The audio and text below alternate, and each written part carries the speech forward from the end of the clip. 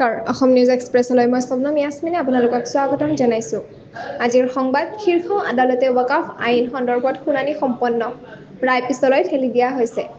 আজিৰ এটা গুৰুত্বপূৰ্ণ বিকাশত ভাৰতৰ শীৰ্ষ আদালতে ৱাকফ সংশোধনী আইনৰ ওপৰত শুনানি সম্পন্ন কৰিছে। যদিও কোনো অন্তৰ্ধাৰিত নিৰ্দেশ জাৰি হোৱা নাই, আদালতে আইনৰ ওপৰত তিনিখন গুৰুত্বপূৰ্ণ চিন্তা চৰ্চা উত্থাপন কৰিছে আৰু ক'লে যে শুনানি কাইলৈও অব্যাহত থাকিব। শীৰ্ষ আদালতে কেন্দ্ৰীয় চৰকাৰলৈ এখন নোটিছ জাৰি কৰি 2 সপ্তাহৰ ভিতৰত উত্তৰ দিবলৈ নিৰ্দেশ দিছে। লগতে আদালতে স্পষ্টকৈ কৈছে যে কেৱল নিৰ্বাচিত মুছলিম ব্যক্তিয়ে ৱাকফ বৰ্ডৰ সদস্য হ'ব পাৰিব। আদালতে লগতে এইটোও কয় যে যিসকল সম্পত্তি ৱাকফ হিচাপে ঘোষণা কৰা হৈছে সেইবোৰ বৰ্তমান সময়ত ৰেকৰ্ডত অন্তৰ্ভুক্ত নকৰিব। আগন্তুক কাৰ্যৰ ফলাফললৈ অপেক্ষা কৰা হ'ব। এই গোচৰটোৱে বৰ্তমান দেশজুৰি গুৰুত্ব লাভ কৰিছে আৰু চূড়ান্ত ৰায়ৰ ফলাফলে ভাৰতৰ ৱাকফ সম্পত্তিৰ পৰিচালনা পদ্ধতিৰ ওপৰত বহু দূৰলৈ প্ৰভাৱ পেলাব বুলি ধৰা হৈছে।